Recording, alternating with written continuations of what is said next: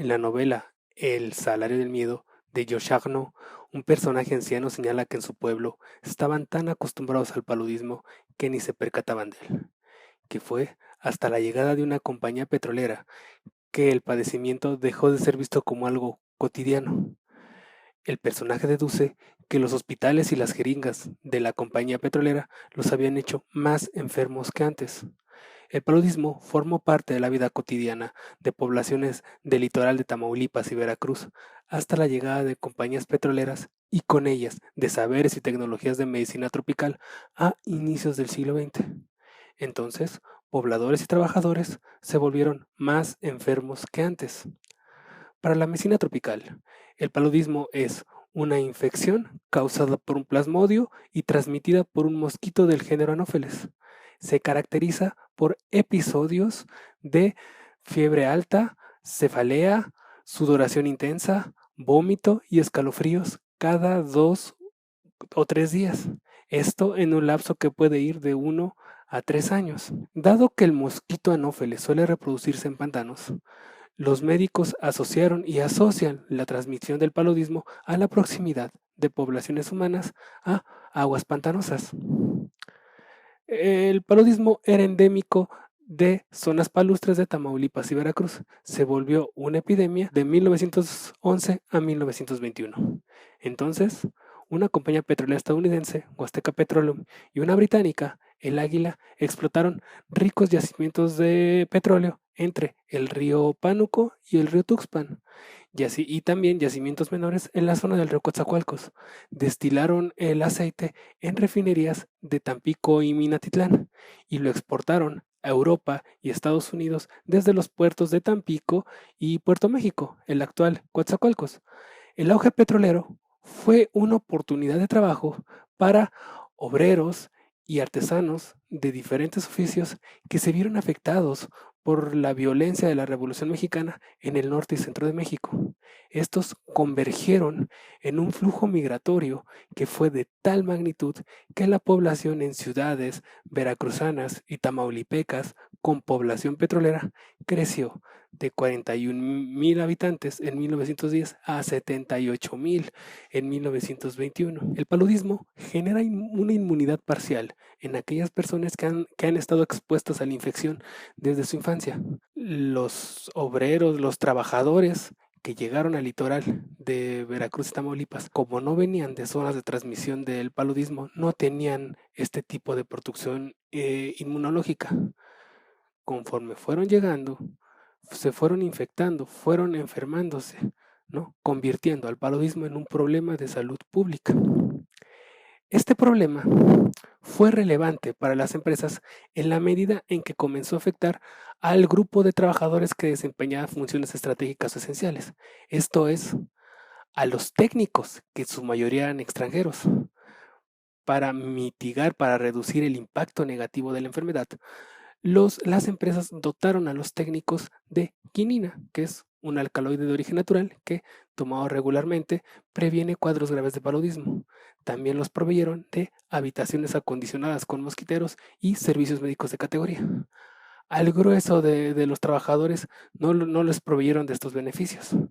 Los trabajadores debían asumir individualmente los riesgos de la enfermedad y, en caso de infectarse, los costos de los tratamientos médicos. En cuadros graves, la enfermedad los obligaba a dejar el trabajo. Puesto que había un auge petrolero, en este momento es posible que la enfermedad como tal no representase mayor problema para los trabajadores, porque sus salarios eran altos y había diversas opciones de empleo. El problema sobrevino cuando los grandes pozos petroleros empezaron a declinar, esto hacia 1922, y la industria entró a una crisis que se prolongó hasta 1935. Esta crisis generó tensiones entre la empresa y sus trabajadores. La empresa, para reducir estas tensiones, comenzó a realizar intervenciones sanitarias enfocadas en mitigar la incidencia de paludismo entre los obreros. Se inspiraron para ello en las campañas antipalúdicas desarrolladas durante la construcción del Canal de Panamá entre 1904 y 1913. Estas consistieron en destruir el área de reproducción del mosquito, esto es, los pantanos. se podía lograr desecando el pantano, rellenándolo de tierra o bien inundándolo con petróleo. Complementaron estas medidas con la instalación de trampas para mosquitos en zonas residenciales. Las medidas se fueron intensificando cuando las empresas petroleras fueron adquiridas por grandes consorcios internacionales que tienen experiencia previa en zonas de transmisión del paludismo de Asia y América del Sur. El Águila fue adquirida por Royal Dutch Shell en 1919 y Huasteca Petroleum por Standard Oil en 1925. También se redoblaron o se complementaron a las campañas antipalúdicas que seguían este mismo modelo del gobierno de Veracruz a partir de 1923 y de la Fundación Rockefeller a partir de 1928, después del gobierno federal, después de 1935. Ahora, los obreros, después de la Constitución de 1917, gozaron del derecho a recibir, por parte de sus patrones, atención médica e indemnizaciones en caso de enfermedades profesionales que eventualmente podían causar una baja. El paludismo no era considerado una enfermedad profesional porque su origen no radicaba en una actividad productiva. El paludismo era reconocido como una enfermedad producida por un plasmodio y transmitida por un mosquito.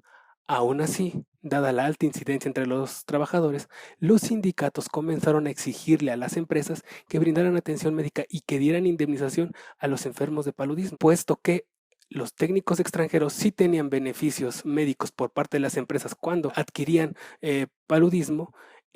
Los sindicatos plantearon esta demanda en términos de una crítica hacia lo que consideraban eran prácticas discriminatorias de las empresas extranjeras hacia los empleados mexicanos. Estas demandas sanitarias respecto al paludismo se incorporaron a un corpus más grande de reivindicaciones que adquirió fuerza, que adquirió relevancia nacional cuando los múltiples sindicatos se fundieron en un solo sindicato en 1935 y desarrollaron un amplio movimiento social entre 1935 y 1938 de impacto nacional que creó una coyuntura adecuada para la expropiación petrolera de 1938. En conclusión, el paludismo no fue creado por las empresas petroleras. El paludismo ya estaba ahí. Las empresas petroleras hicieron más enfermos que antes a pobladores locales y a trabajadores en diferentes momentos y bajo diferentes premisas. El factor clave fue la medicina tropical.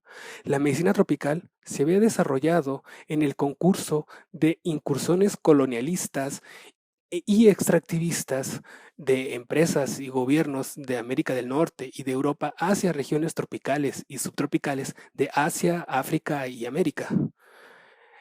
Tenía la finalidad de impedir que las enfermedades endémicas en estas nuevas regiones constituyesen obstáculos. Era una ciencia imperialista, formaba parte de este interés por someter por hacer productiva a la distancia a la naturaleza, ¿no?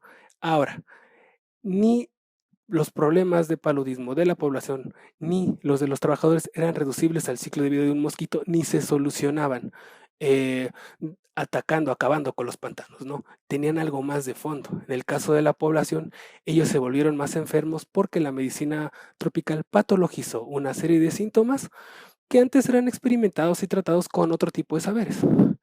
En el caso de los trabajadores, simplemente, digamos, escondió la medicina tropical al plantearlo como una infección, al paludismo como solamente una infección de carácter microbiológico, escondió que esta enfermedad, conforme se desarrolla como un problema de salud pública, hace emerger, hace expresarse, hace manifestarse condiciones económicas que pueden ser lesivas para un trabajador y también hace rebrotar, hace emerger, hace expresarse inequidades, tensiones laborales entre diferentes grupos económicos, que en el caso de los trabajadores petroleros, cuando hubo una crisis económica, se expresó con una demanda social de un movimiento social que tuvo un efecto revolucionario, la expropiación de la industria petrolera de 1938.